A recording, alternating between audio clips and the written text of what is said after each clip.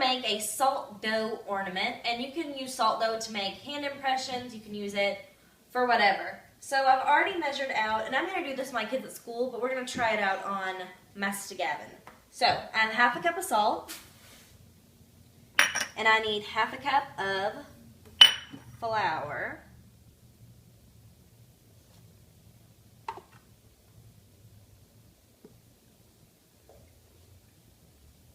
And then I'm going to add 1/4 cup water. And you just mix it.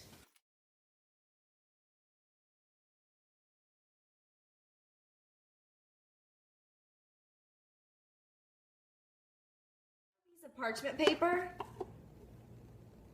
And I'm going to add some flour to the bottom so it doesn't stick. Because if it sticks and you try to pick it up, it's going to really distort the picture of the hand. So I'm going to grab some of my dough and press it out.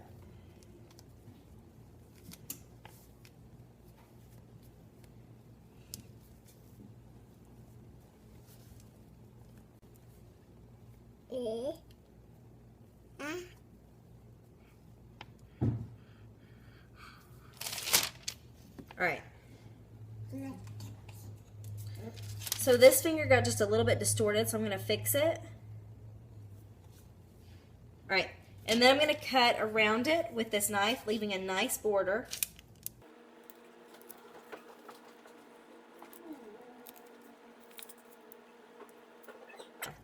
I'm also going to press in just a few more spots because it's not quite deep enough right here so you can see the edge of his hand. So I want to make that just a little bit more pronounced.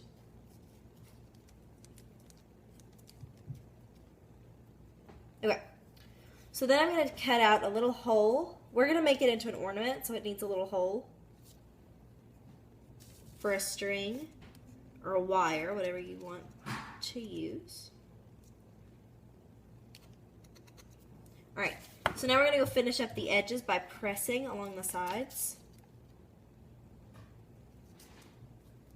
Now, do not try to lift this off of your parchment paper because all that will happen is it will slide and it'll distort the image. So I'm just going to dump off the flour.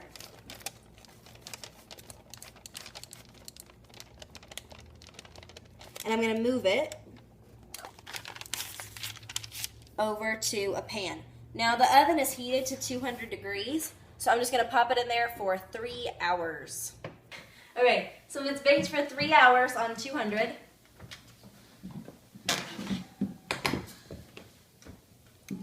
And that is what it looks like.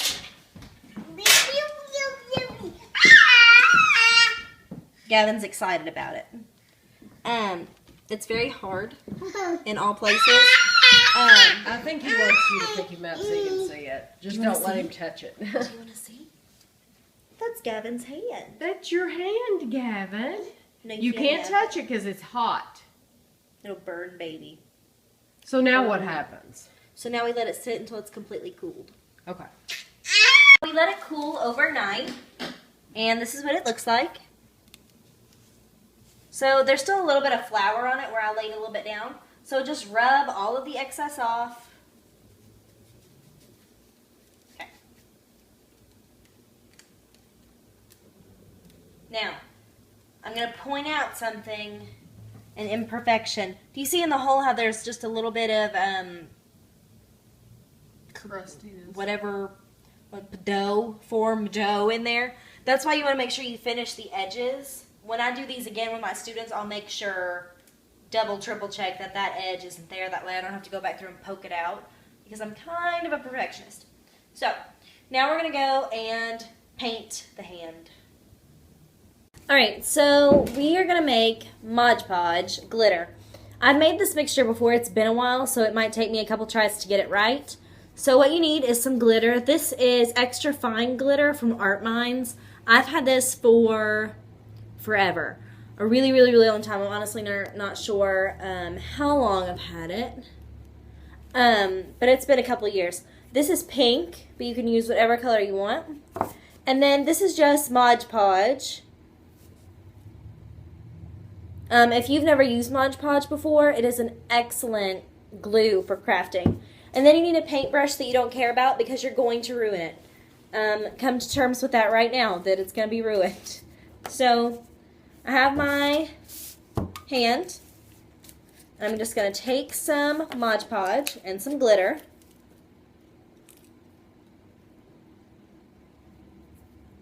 Ew. It's been a while since I've used this. Okay. We're just going to put some Mod Podge in le bowl. Then we're going to take the glitter and put it in the Mod Podge. I'm going to use the end of my brush to mix it together. I'm not going to use the bristles because then you won't have the precision that you want for later. Now, the Mod Podge will dry clear.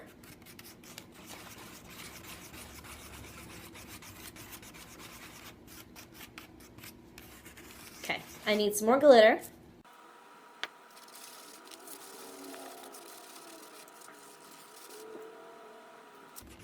I probably should have put, honestly, less Mod Podge in, but it kind of fell out in a clump. So that's okay.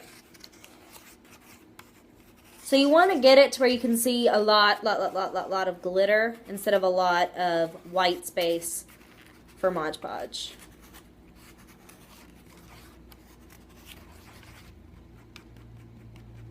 Break up any glitter chunks if there are any.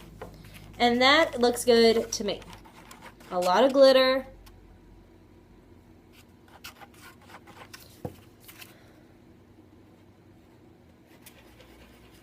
Okay. Still not enough. I want it to be really densely packed with glitter on the, with the dough. I don't want to be able to see any of the dough underneath of it. Alright, so that's good enough. So I'm going to wipe off the end of the brush on the side. And then taking my hand,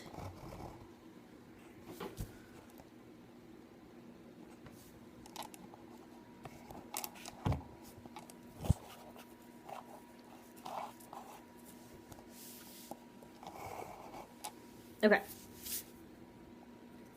So I'm going to take the hand of my Mod Podge, and I'm literally just going to paint right around the fingers.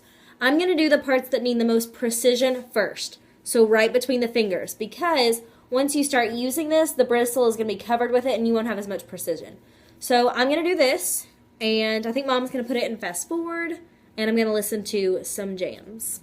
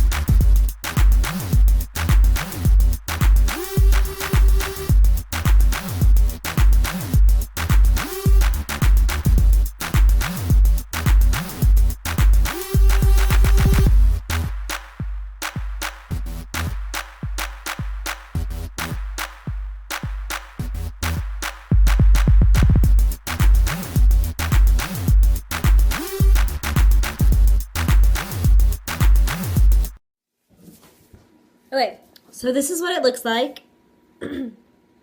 I really don't want to get glitter all over my hands. Okay.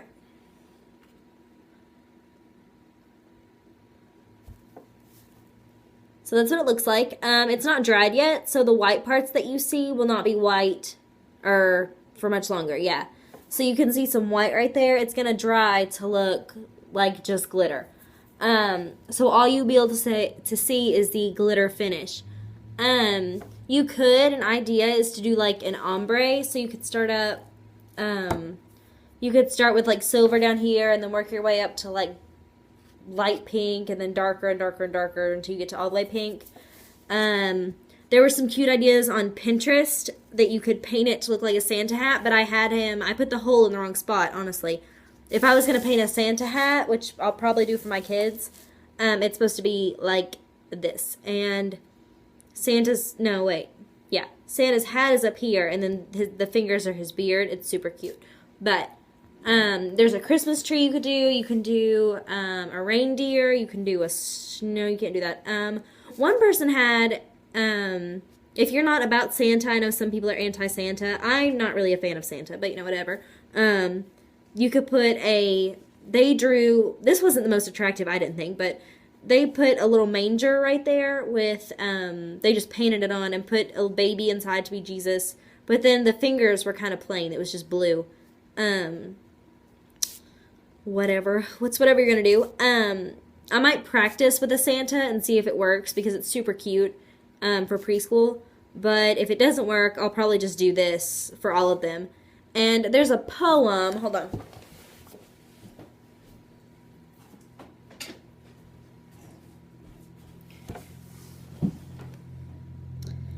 There's a poem I'm going to add, either to the palm. If it's going to be written on the palm, Mom's going to have to write it because it's too much. I think I'll have to do it on the back. But it says, "This is my hand will do 1,000 loving things for you. You will remember when I am tall that once my hand was just this small." And then you put the month and the year at the bottom. And I'm probably going to put the child's name too because some people have multiple kids.